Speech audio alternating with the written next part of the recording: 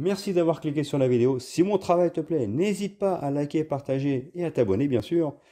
Et pour le reste, j'espère que la vidéo te plaira. A plus. Bonjour à toutes et à tous, c'est Stélé68, j'espère que vous allez bien les amis. Aujourd'hui, vidéo où je vais parler des chialeuses. Les chialeuses sont de sortie. Les pleureuses, les caliméros, les Cosettes. Parce que vous savez, apparemment, bon, maintenant ce n'est plus une surprise, il y a certains documents qui ont été dévoilés, et il semblerait, mais ça on s'en doutait un petit peu, que Elder Scrolls 6 soit également, tout comme Starfield, exclusif à l'écosystème Microsoft, et donc il ne sortirait pas sur PlayStation 5. Et là, les Cosettes sont sorties en disant « C'est inadmissible, c'est une honte, Microsoft c'est les méchants et Sony c'est les gentils. » Waouh. Quand je dis ça, j'ai l'impression que je suis un connard. En fait, non, c'est ce que pensent les PlayStationnés, en fait. En fait, ils pensent être dans le vrai. Et ça, ils sont dans le déni. Ce que fait Sony, c'est bien. Quand Sony met des carottes, hein, qui paient pour pas que des jeux soient sur le Game Pass, qui se font des jeux de Square Enix en exclusivité, et au final, on se rend compte que Square est en train de s'en mordre les doigts, FF16, hein, Forspoken, hein, n'est-ce pas? Au final, ils se rendent compte que peut-être qu'en multi-support, ils auraient gagné plus d'argent parce que Square Enix va mal parce que justement, ils sont passés ce partenariat avec Sony, mais les jeux exclusifs Square sur PlayStation 5 ne se vendent pas plus que cela, tout simplement. Je vous en parle tout de suite. C'est parti.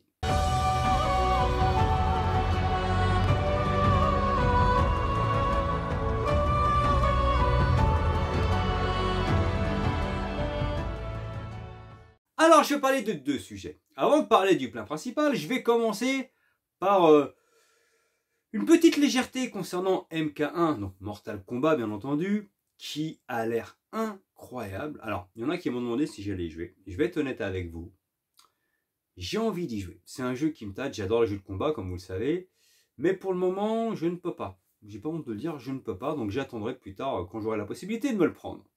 Mais c'est vrai qu'il a l'air énorme. Et quand on voit, là pendant que je parle, je vais vous mettre les images, les versions next-gen, je parle de next-gen, hein, bien sûr je parle de PS5, PC, Xbox Series, on sent qu'il y a un vrai travail et que le jeu est absolument magnifique. Par contre, quand on parle de la Switch, là par contre ça fait mal aux yeux. Tu urines des yeux en fait, c'est un truc de fou. Ce qui te sort de tes yeux maintenant c'est du sang. C'est horrible. Non mais à un moment donné, je pense qu'il faut arrêter tout simplement de persister à sortir des jeux sur Switch. Pour sortir des jeux sur Switch, si la qualité n'est pas là, il faut arrêter. Parce que franchement, on sait que le Switch n'a pas la capacité des Xbox et des PlayStation. Pourquoi se borner à sortir des jeux là-dessus si c'est surtout pour les vendre au même tarif que les versions next-gen, c'est-à-dire 70 €, hein, pour avoir un jeu qui a les graphismes de la PS2. Parce que c'est inadmissible. Et là, pendant que je parle, vous le voyez. Waouh, quand même, la chute, elle est vertigineuse entre la version next-gen et la version Switch.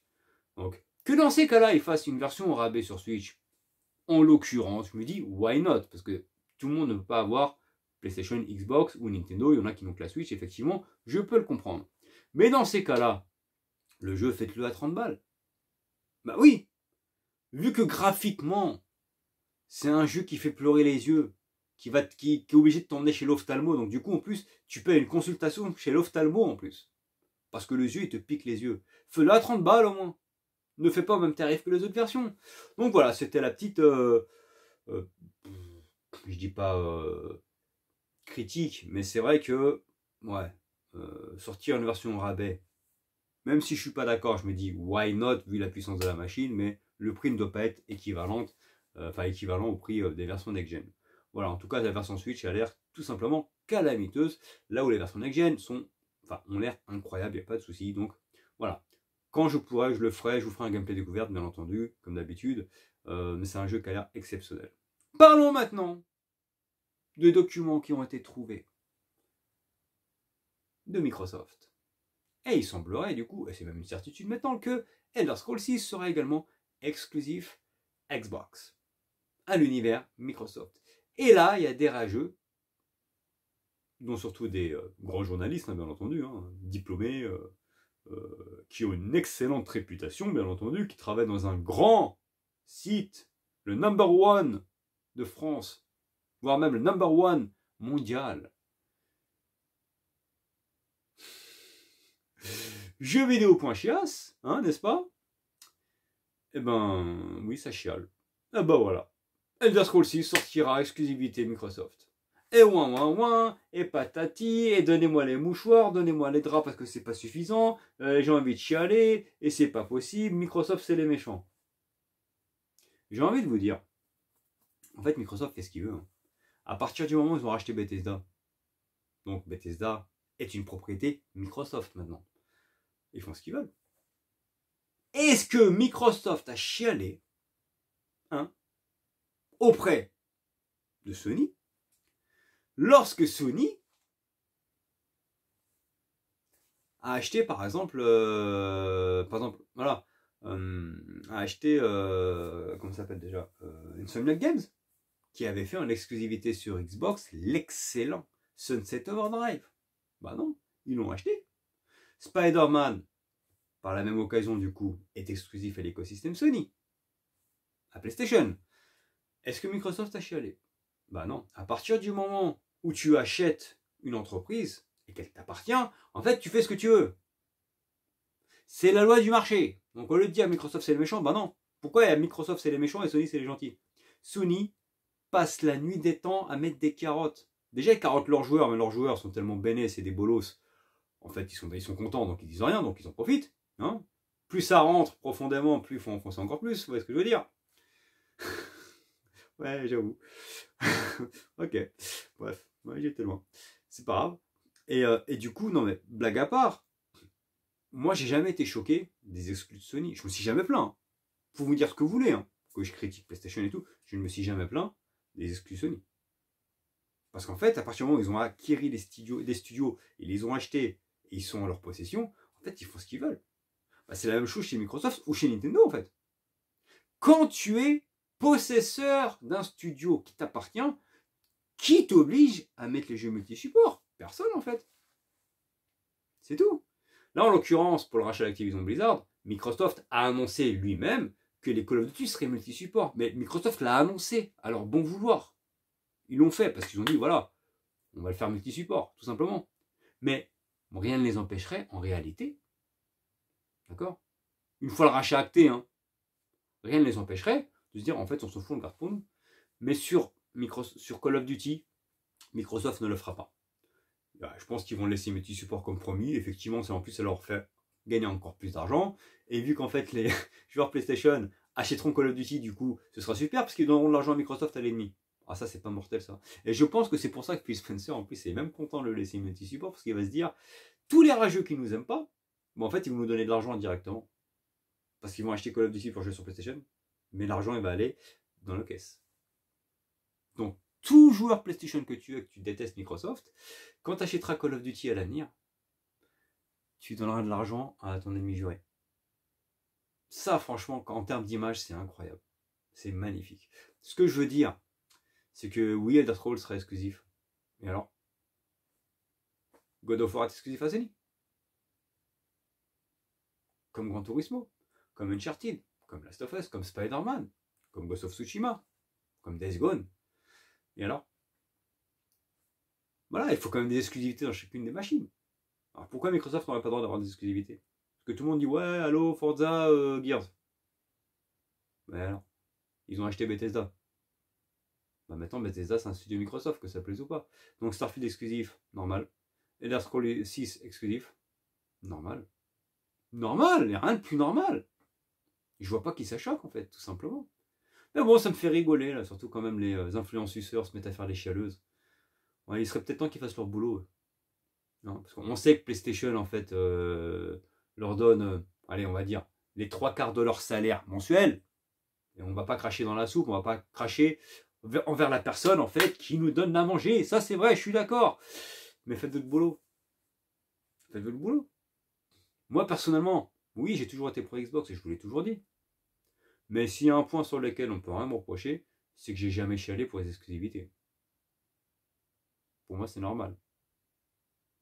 Excepté par exemple Square Enix qui a fait, là pour le coup, enfin, j'ai pas chialé hein, pour FF16, Forspoken ou FF7 Rebirth et Remake du coup, en exclusivité PlayStation.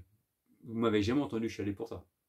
Le seul problème, c'est que maintenant, Square a l'air de s'en mordre les doigts. Parce que financièrement, eux vont mal.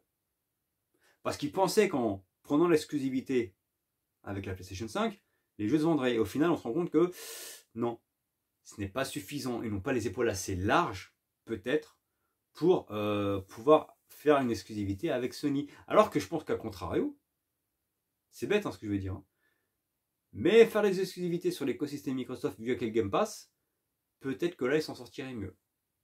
Tout simplement. Non, mais je pense sincèrement, en fait. Tous les studios qui ont leur jeu sur Game Pass Day One, en fait, en général, sont ravis parce que il y a facilement, allez, 10 millions de joueurs qui jouent, qui vont tester le jeu. Donc au final, ça fait du joueur actif. Et après, pour peu que le jeu plaise, bah, t'as des gens qui achètent. Moi, quand un jeu me plaît, même s'il est sur Game Pass, je me l'achète après, hein, pour ma collection, parce que ça me fait plaisir de l'avoir, parce que j'ai aussi envie d'aider le studio qui a créé le jeu. Donc voilà. Non, mais je pense qu'un studio comme Capcom a tout compris pour le coup, hein. Même s'ils ont un rapprochement avec Sony, ce qui est vrai, il n'y a pas de souci, ils ont quand même compris que la majorité de leurs jeux devraient sortir en multi-support. Et d'ailleurs, ils en ont fait les frais, avec Street Fighter V, l'exemple parfait. Capcom n'a pas été stupide. Ils ont sorti Street Fighter V en exclusivité sur PS4, pas sur Xbox One. Le jeu, au final, n'a pas été un flop, mais pas été exceptionnel en termes de qualité de jeu, et même en termes de vente, ça a été mi-figue, mi-raisin. Et ben pour le 6, ils ne sont pas péchés, hein. Ouais, on le sort multi-support. Résultat des courses, Street Fighter 6 cartonne. Voilà, Capcom a tout compris pour le coup. Et un éditeur comme Square Enix devrait mettre leur jeu en multi-support aussi. Je pense en l'occurrence que FF16, voire même Forspoken, aussi pourri soit-il, il aurait certainement eu plus de ventes s'il avait été multi-support que uniquement sur une machine.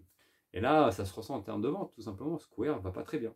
Mais là, avec la nouvelle présidence qui est arrivée et le rapprochement avec Phil Spencer, je pense qu'on va avoir de belles surprises qui vont arriver là, très très prochainement. Peut-être l'arrivée, enfin, de Final Fantasy VII Remake, parce que de base, c'était une exclue temporaire d'1 an sur PlayStation.